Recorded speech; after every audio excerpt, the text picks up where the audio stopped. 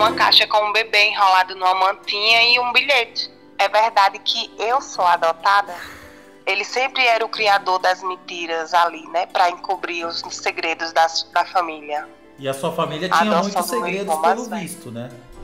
Quando eu perguntei isso, a minha mãe simplesmente largou tudo o que estava fazendo e saiu correndo. Aí meu pai arregalou o olho. Mas ficou na minha mente um bilhete que estava dentro da caixa. O que tinha escrito no bilhete era: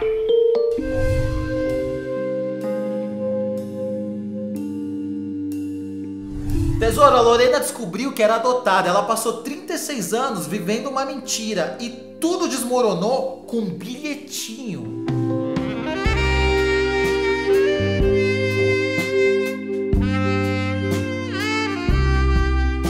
E é claro, né, gata? Imagina descobrir um negócio desse. A Lorena ficou com a cabeça doida.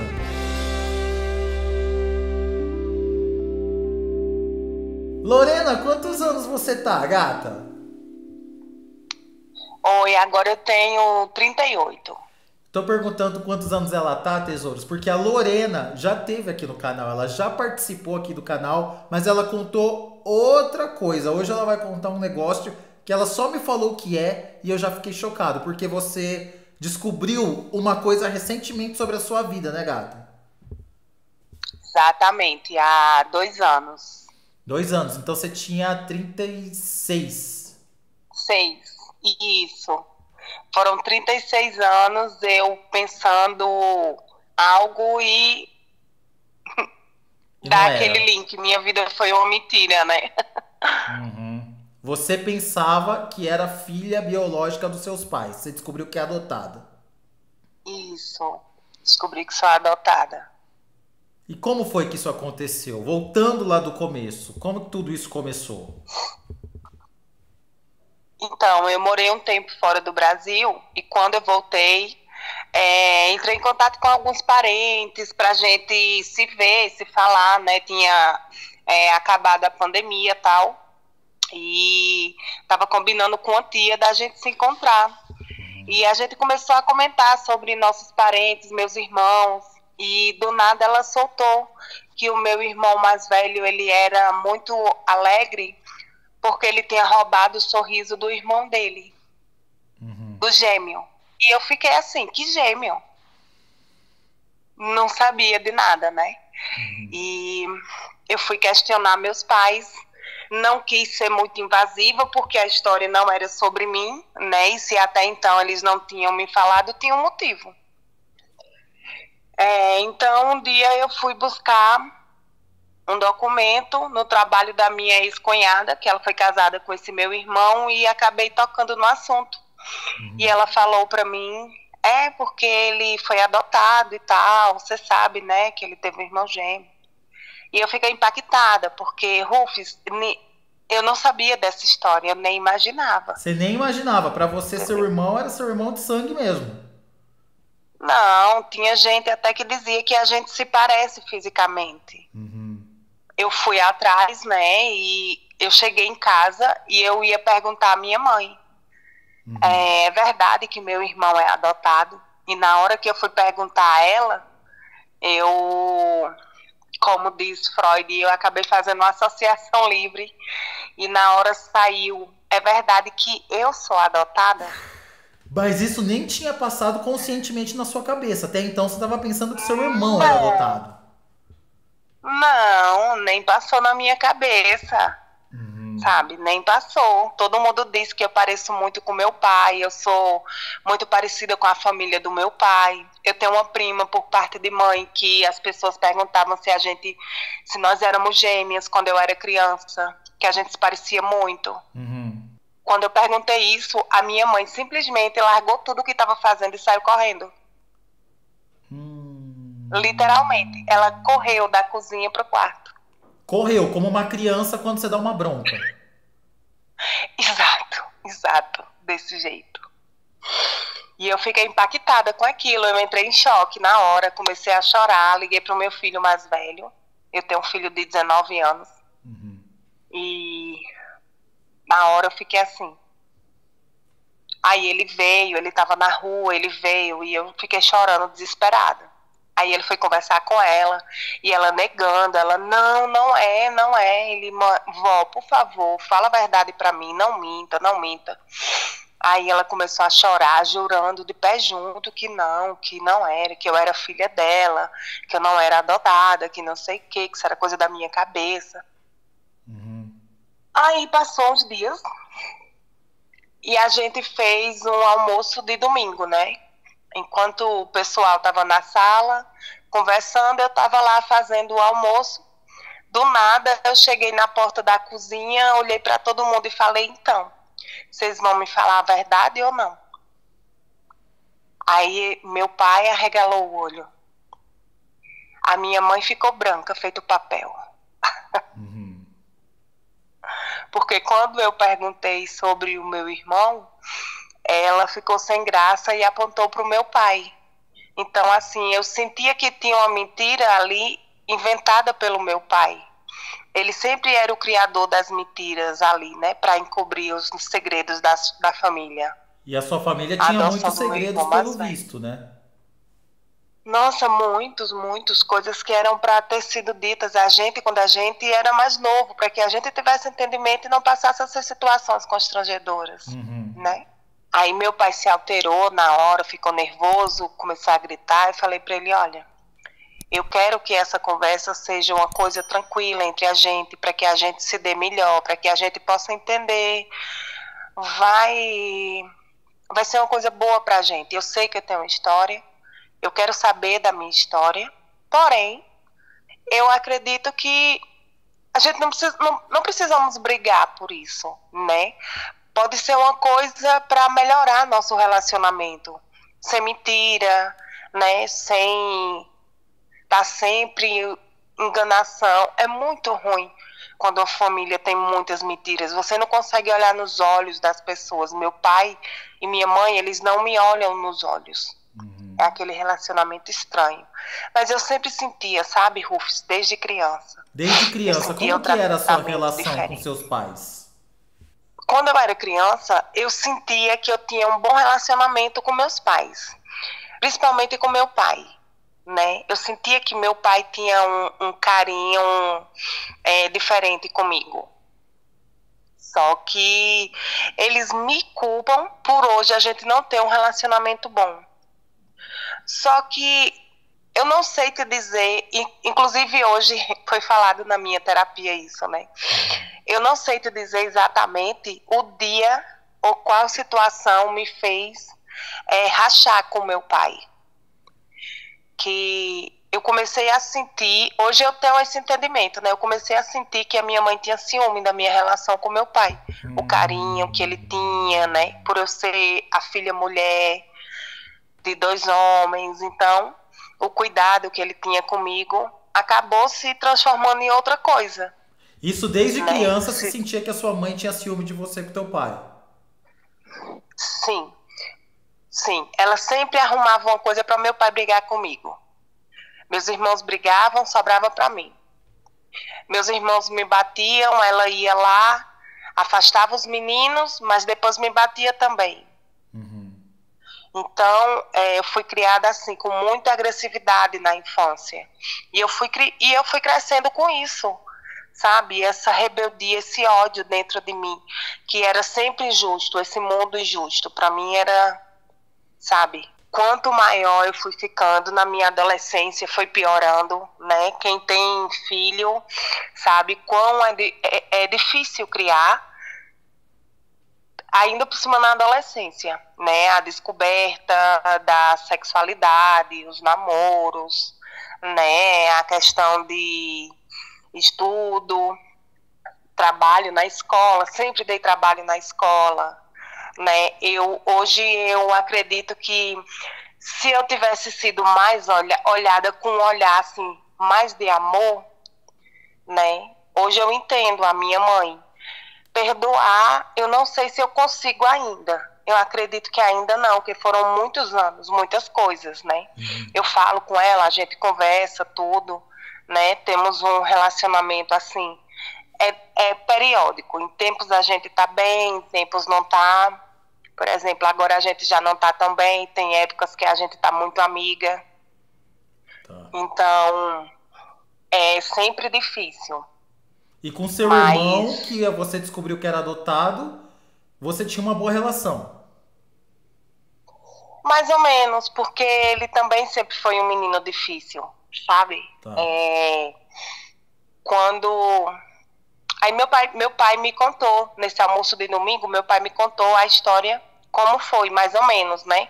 Porque eu não acredito nessa história 100%. Sempre tem uma aresta, sempre tem uma omissão.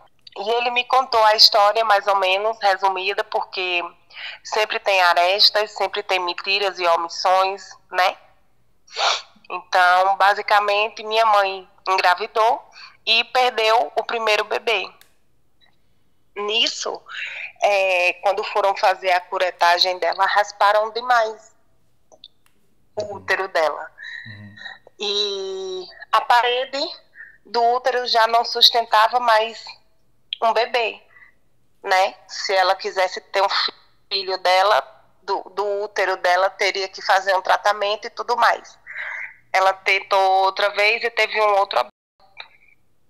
Aí uma pessoa conhecida sabia que ela queria adotar um bebê e quando a mãe do meu irmão mais velho teve ele, foi os gêmeos, 2 meninos.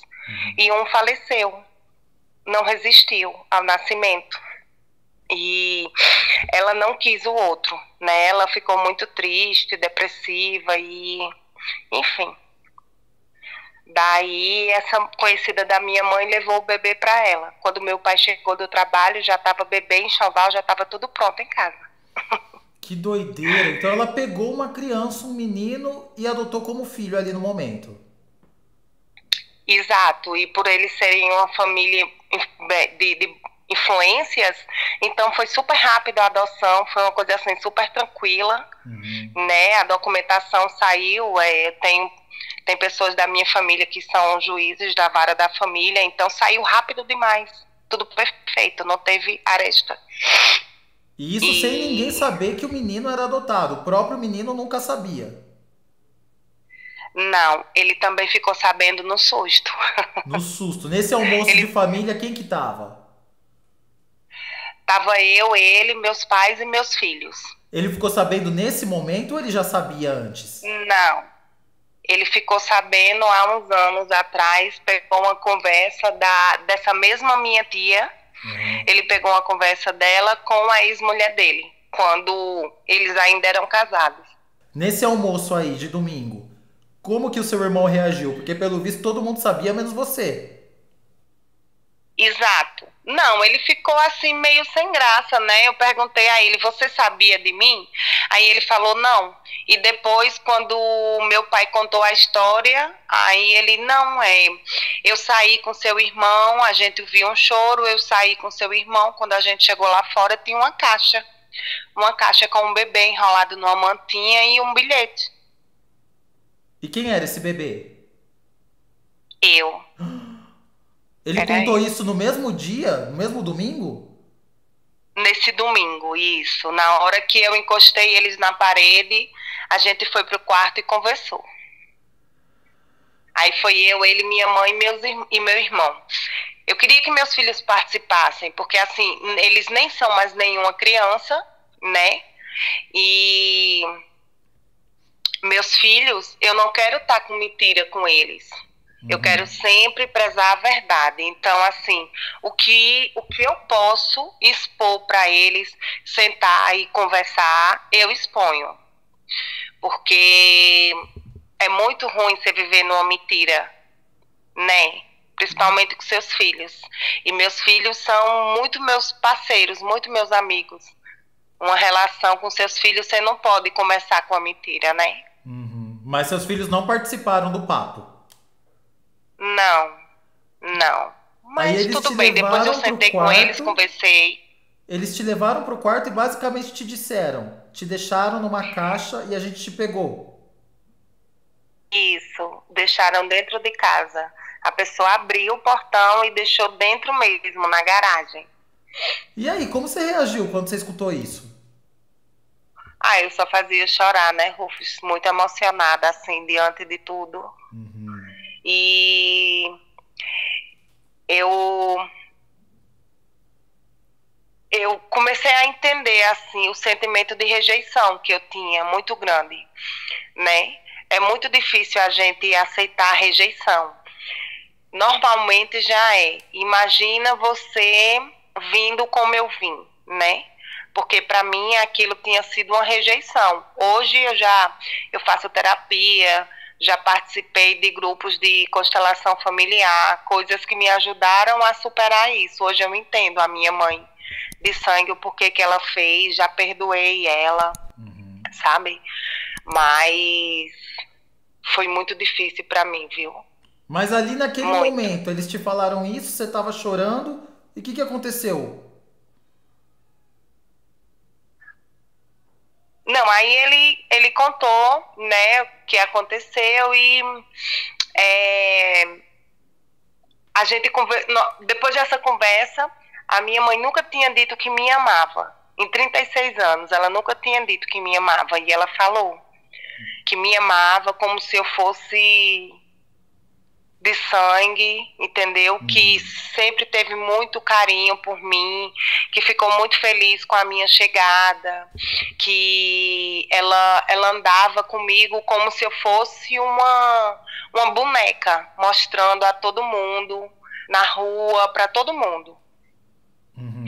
E, novamente, foi uma adoção super fácil, né? Os trâmites legais. Minha documentação é igual dos meus outros dois irmãos. Você olha um papel, é igual ao outro, não tem diferença. Só muda o nome e a data de nascimento. Tudo igual. E a partir desse dia, Batismo, o tudo. que aconteceu? Aí eu tentei, sabe, Rufus, ter uma melhor relação com eles. Nessa época a gente estava morando na mesma casa, né? Mas a nossa relação sempre é difícil. Por eu ter sentido sempre essa rejeição desde a infância, eu sempre tinha essa necessidade de querer agradar, de querer ser aceita, né? De querer, um exemplo, na escola eu não tinha muitos amiguinhos, né? Eu era aquela menina meio bruta. Hoje, graças a Deus, eu tenho amizades verdadeiras, pessoas sinceras, pessoas que me cercam com muito carinho, mas eu era uma ogrinha, então, assim, eu não tinha muitas amizades, era uma coisa muito difícil, sempre me senti muito sozinha, sempre, né, e, enfim. Mas aí você não teve vontade de saber quem era sua mãe biológica? Ai, Rufus, eu tinha medo, sabe, de ser rejeitada, porque o meu irmão, ele buscou a mãe dele, né, ele foi lá, ele pediu à minha tia o endereço da mãe dele, ela deu, e quando chegou lá, ela rejeitou ele de novo, disse que não era a mãe dele, entendeu? Então eu tinha muito medo disso. Então você não foi atrás da sua mãe biológica nem de saber quem era? Não, mas ficou na minha mente um bilhete que estava dentro da caixa. Que bilhete? Peraí que E você eu não tinha falado descobri. de nenhum bilhete. Que bilhete é esse? Então, quando eu fui encontrada, eu estava enrolada numa manta com um bilhete. E eu busquei saber o que tinha escrito no bilhete. Eu não sei exatamente o que é. Mas eu descobri o que é que tinha no bilhete. Quem te falou que tinha um bilhete junto com você? O meu pai, ele falou que tinha esse bilhete, dizendo minha data de nascimento. Quando me colocaram lá, eu já tinha 2 dias de nascida, mas eu ainda estava com restos de parto. Provavelmente eu nasci em casa. E eu descobri que a minha mãe, ela me entregou porque ela não tinha condições psicológicas de me manter, e nem financeira, né? Você foi entregue igual uma cena de novela mexicana mesmo. Dentro da caixa, toda enroladinha, com o bilhete do lado. Exato. E como que você descobriu o que estava escrito nesse bilhete? Então, É, tem uma terapia que chama constelação familiar. Aham. E nessa terapia, você consegue sentir, né, você coloca as pessoas como suas representantes, a representante das pessoas da sua família, e as pessoas sentem exatamente o que a outra pessoa sentiu, né? Eu falando assim, quem não conhece pode até duvidar, mas busquem, é uma terapia muito interessante. E é de um terapeuta que chamava Bert Helling. Uhum. E quando me falaram que eu poderia descobrir isso desse jeito, eu não acreditei. Aí eu fui atrás e eu descobri. O que tinha escrito no bilhete era: cuide da sua filha, porque eu não tenho condições psicológicas de fazer isso. A sua Então, eu filha, sou então, só filha pode do ser meu filha do pai. seu pai. Eu sou filha do meu pai, num caso que ele teve com outra mulher. E quando ela apareceu grávida, ele falou que não poderia assumi-la porque ele já tinha uma outra família, né? Ele já tinha uma mulher com 2 filhos. E a minha mãe de sangue era uma pessoa simples, uma mulher humilde, né? Então é por E isso que você era apegada ao seu pai e a sua mãe de criação tinha essa rejeição por você. sim, ela tinha ciúme. Eu acredito que em um certo ponto ela descobriu que eu era filha dele. Aham.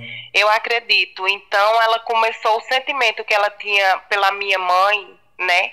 De raiva, de traição. Ela passou esse sentimento para mim. Entendeu? Nossa, e você contou que você sabe isso pra eles? Não, nunca falei, nunca falei. Sabe, assim, eu nunca falei porque depois dessa conversa, eu acreditei, eu passei muitos anos fora, né? Então eu acreditei que com a minha volta, depois dessa conversa, nós iríamos ter um relacionamento diferente, um relacionamento maduro, né? Mas eles ainda me veem como aquela menina rebelde, né? Que gritava, que esbravejava, eu gritava pedindo amor, eu gritava pedindo carinho, Uhum, claro. eu gritava pedindo atenção, né? Mas, infelizmente, eles não souberam me ler, nunca souberam me ler. Então, eu criei uma necessidade de ser uma pessoa que quer agradar todo mundo para ser aceita. Eu não preciso de aceitação de ninguém. Preciso que eu me aceite primeiro, Não, e essa do sua jeito que eu necessidade sou. de agradar todo mundo, com certeza já deve ter te colocado em muita furada, já adulta, com homem, né? Nossa, sim, já me relacionei com homens abusivos, né? Homens agressivos. Morei um tempo no Rio de Janeiro, fui agredida Uhum. pelos homens que eu namorei, entendeu? Então, assim, e eu nunca fui de receber afronta nem dos meus pais, né? Sempre fui uma menina respondona e tal. Hoje eu sou mais tranquila com isso. Se alguém fala alguma coisa, eu já vou deixando pra lá. Mas antes sempre fui muito bocuda, né? E com homem, então, assim, depois que eu fui agredida fisicamente, eu falei, olha, relacionamento não é pra mim. Então, foi quando eu fui morar fora do país e os anos que eu passei lá fora, eu conhecia pessoas, né? Fazia amizades, saía, né? Me relacionava assim, superficialmente, mas não namorava com ninguém. Quando o cara dizia, tô gostando de você, era bloqueio na hora, Uhum. né? E aí voltei pro Brasil. Aí aconteceu todo esse desenrolar da minha adoção e numa dessas viagens de trabalho eu conheci uma pessoa lá em Minas. E ele, por trabalhar com a mesma coisa do que eu estou estudando, a gente se identificou ali. né? Eu estava numa busca de autoconhecimento, foi quando eu comecei nessa minha busca mais intensa do autoconhecimento, tal, essas terapias que eu andava fazendo, e ele me ajudou bastante nisso. Eu sempre falei para ele, vamos devagar, vamos se conhecer. Só que aí, como eu estava em outro estado, acabou que fui passar um fim de semana na casa dele, esse fim de semana durou 7 meses. Parece E sapatão, nesses 7 meses... emocionada. Beija um dia, no outro tá casada. Ai, já tá chamando o filho da Mona de Enzo. Exatamente. Já tá levando o Danone do Enzo. Foi mais ou menos isso, né? E nesse tempo que a gente foi se conhecendo e tal, ele falou, olha, eu quero te levar para participar de uma terapia e você vai precisar passar um mês sem trabalhar. E eu falei para ele, eu não posso, porque eu tenho meus filhos, né? E ele falou assim, olha,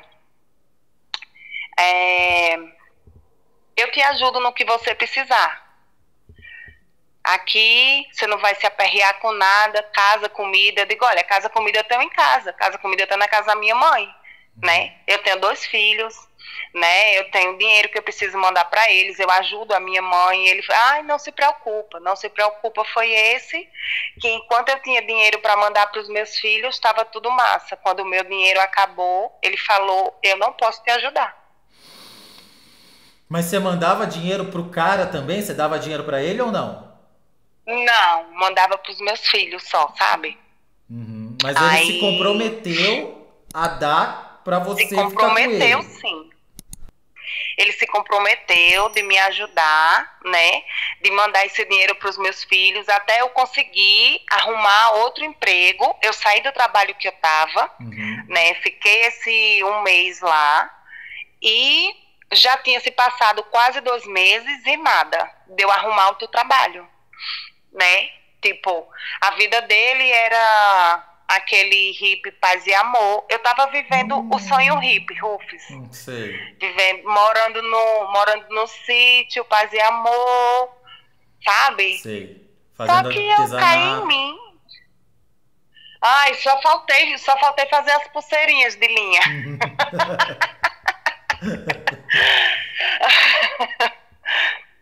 Aí um dia eu cheguei pra ele e falei, olha, meu amor, é o seguinte, adoro você, adoro estar com você, tô amando esse tempo aqui com você, mas a minha vida é essa.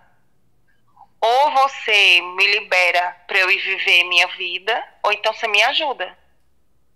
Ele, ai não, eu vou te colocar pra trabalhar ali, a gente vai fazer isso, a gente vai fazer aquilo, mas aquela pessoa sem atitude, sabe? Sabe aquele cara que quer ficar fumando maconha o dia inteiro? Isso pra mim não dá. Ele recebe o dinheiro dele por mês e assim, eu não tinha uma fonte de renda para eu poder fumar maconha o dia inteiro e descansar que meus boletos estavam pagos. Parei de pagar cartão, parei de pagar consórcios que eu tinha, meu nome entrou no Serasa e eu acreditando que ele realmente ia me ajudar, né?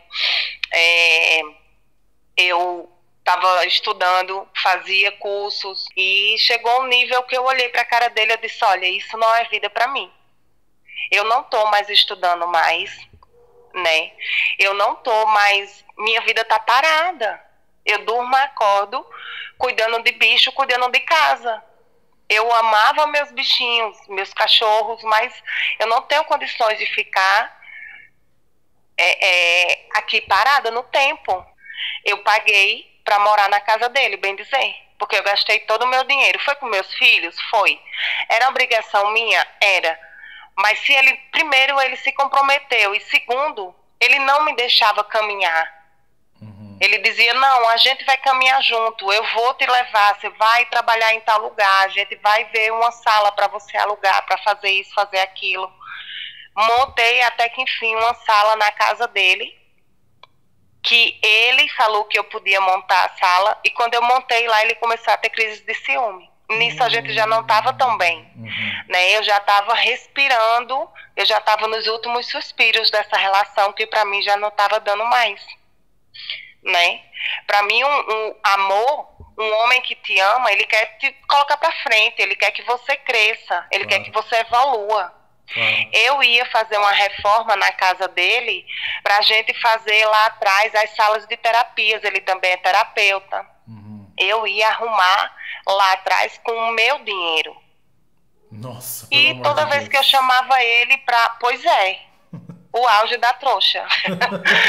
Mas é interessante você contar já isso pensou? pra você ver, pra gente entender, eu perceber como toda essa coisa que você viveu a sua vida inteira te colocou nessas ciladas emocionais, né?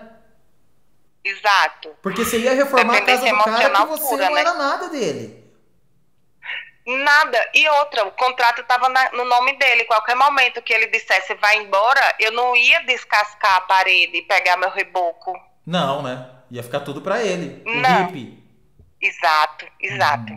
Mas era uma pessoa parada no tempo, Rufus. Ele só pensava em fumar maconha, tomar ayahuasca, sabe? Essas pessoas assim, paradas no tempo. É legal, mas tudo tem sua hora. Sabe? Eu acho que essas coisas ritualísticas, as medicinas da floresta, eu acho muito top, mas tem as horas, né? Tem a hora de você ir pro ritual, a hora de você trabalhar, a hora de você namorar, a hora de você fazer sexo, a hora de você estar com a sua família, a hora de você estudar, mas ele não. Para ele era só essas duas coisas. Mas você nunca tinha se envolvido com hippie antes? Desse jeito não, nunca.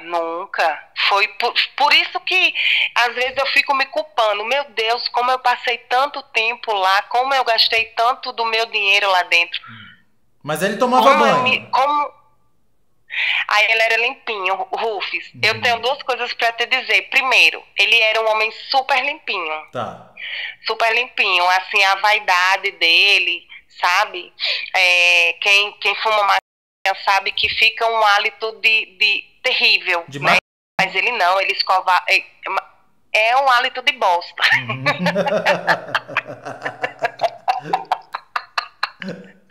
Mas ele não, ele escovava o dente, sabe?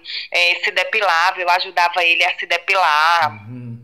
E ele era calvo. Eu nem perguntei nada, mas eu imaginei. O problema dele foi esse, amigo.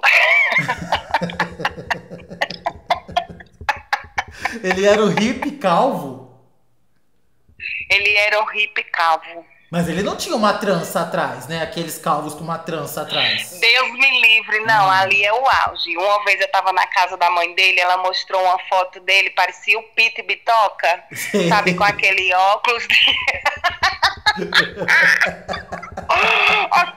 aquele óculos de ai, como é que... Ray-Ban, aquele Ray-Ban, um lenço amarrado na cabeça, segurando um revólver, assim, olhando pra frente, sabe? Faltou o cuecão de couro. Foi nessa que você se meteu? Ai, Jesus, foi. Por um tempo foi bom, né? Mas quando eu vi que aquela pessoa estava sendo uma âncora, me puxando na vida, eu tenho projetos, sabe? Eu tenho sonhos, eu tenho filhos. Então eu queria... Eu sou um foguete em pessoa, Rufus. Mas quando você passou por essa situação, você já tinha descoberto, né, que você era adotada? Sim, já. Ele me ajudou bastante. Ele conversava muito comigo sobre isso, sabe? Mas de uns tempos, né? Quando começou a acabar o encanto por ele, ele começou a me dar alfinetadas. Tipo, um dia ele me gritou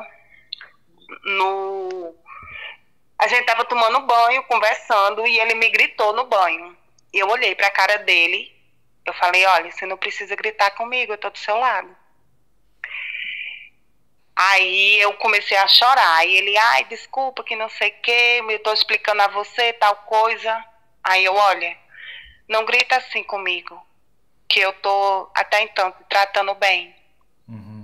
E assim, eu fui criada com muito grito, né? Claro. Eu apanhei bastante. Então, por favor, não faz isso.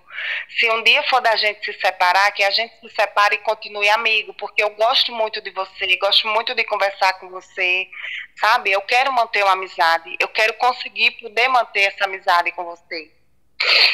E eu sempre dizia isso, sabe? Mas infelizmente eu não consegui. Ele se tornou uma pessoa insuportável. Ele falou, ele virou assim pra mim e falou: quem sabe você não merecia que seu pai batia em você? Nossa.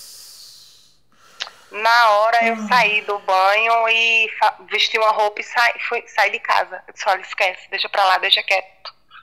Fui dar uma volta pra respirar, sabe?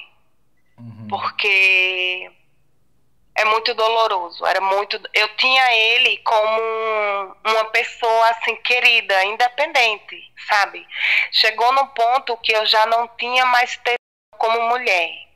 Ele dizia: é porque você fica com outros, é porque não sei o quê. Eu dizia: não tem nada a ver com isso, não. Até porque o sexo da gente era muito bom. Imagina.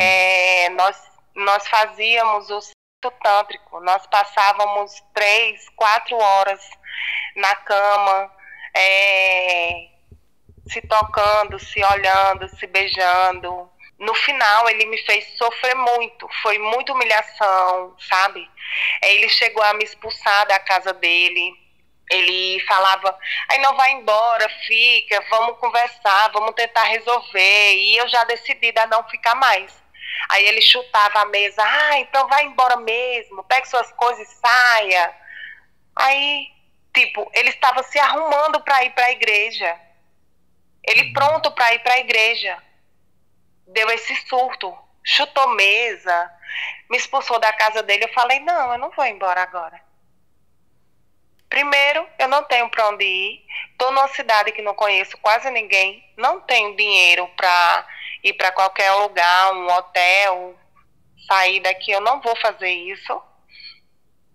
Eu tenho uma data para sair daqui e você vai ter que esperar eu chegar a minha data. Se você continuar me tratando desse jeito, eu chamo a polícia e vão tirar você de dentro da sua casa. É pior. Então, se trata de me tratar bem. E ele ia para a igreja tomar e o outro dia que voltava, parecia que nada tinha acontecido. Mas, no fundo, eu tinha um sentimento e eu queria manter essa amizade. Mas você acha que você não foi viver essa vida riponga para fugir um pouco daquela realidade que você tinha acabado de descobrir? Também pode ter sido. Eu estava em busca de algo, né? Como um macaco. Ele vai de galho em galho em busca do cipó que o deixe confortável, tranquilo. Assim, eu só tô comentando isso porque agora à distância dá pra ver melhor a situação, né? E é importante você contar essa parte da história pra mostrar que tudo isso não é simplesmente descobrir o segredo e acabou. Não, isso impacta a vida de uma maneira geral, em todos os âmbitos. Exatamente. E essa necessidade que eu tinha de agradar a todos era a necessidade que eu tinha de agradar meus pais para ser aceita, para que eles não brigassem comigo, né? Para que meus irmãos me amassem e cuidassem de mim como a irmãzinha. Então, chegou um ponto que esse rancor da minha mãe, ela envenenou meus irmãos. Então, eles não cuidavam de mim como a irmãzinha. Eles me viam como um bicho que tem que ficar trancado dentro de casa. Sabe? Aquela coisa assim. Você tem vontade de chegar na sua mãe, conversar, falar: já sei de tudo. E aí, qual que é? Eu tenho, mas quando eu lembro que de todas as mentiras que já foram contadas, não é agora que ela vai me falar a verdade. Então, eu prefiro que ela leve a verdade dela pro túmulo e que eu siga com a minha paz invicta. Mas de você compartilhar isso, porque isso é um baita segredo. De compartilhar isso, eu imagino que já faz bem, né? Você tá se sentindo bem? Sim, só de falar já é como se saísse um peso das minhas costas, sai um nó da garganta. E de outras pessoas ouvirem e entenderem também por que que normalmente ela tem o dedo podre, por exemplo? Porque você tinha o dedo podre, ou tem, né? São padrões que a gente repete, né? Uhum. Todos nós temos problemas, Rufus. Todos nós temos questões com a nossa família, com nossos pais, Oh, nossa. mas, né? Mas assim, eu vou te dizer, tudo acontece diante do olhar diferenciado, né?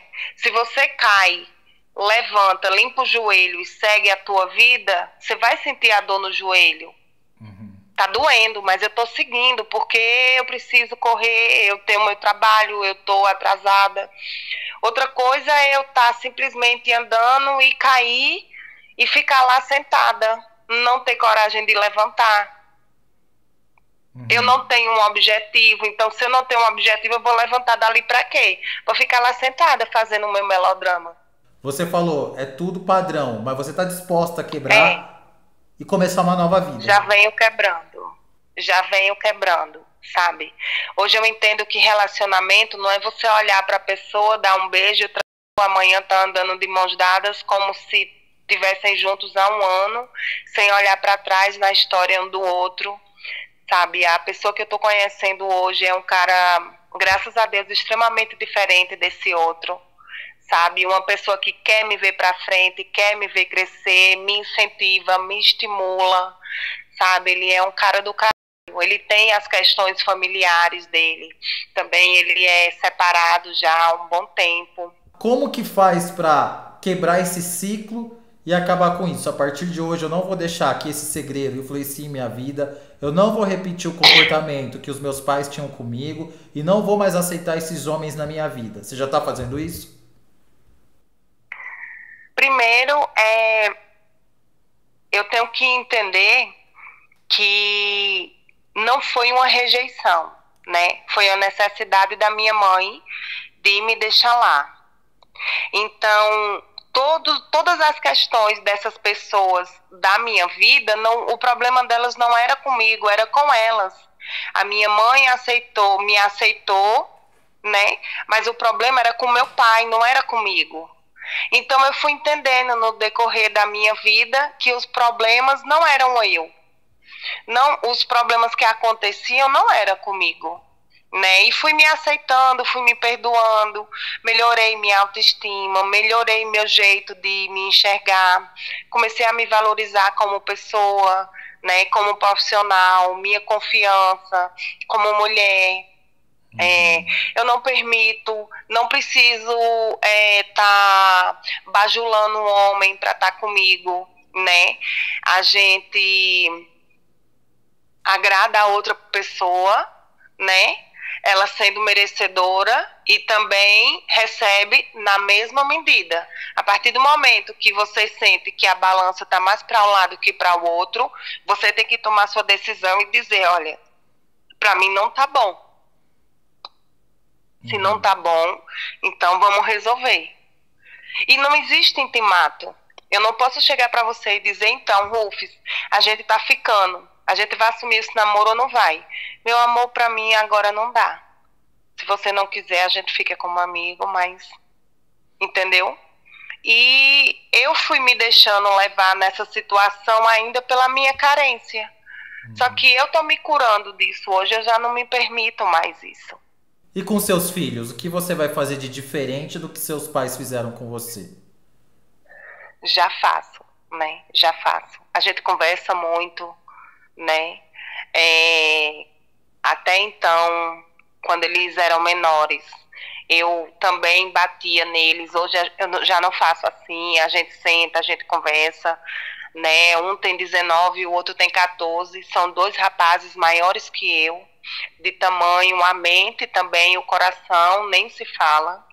São dois meninos maravilhosos, são dois presentes de Deus, que são a razão da minha vida, né? Tudo que eu faço, eu digo que é com eles e por eles. Toda a minha dedicação, todo o meu esforço.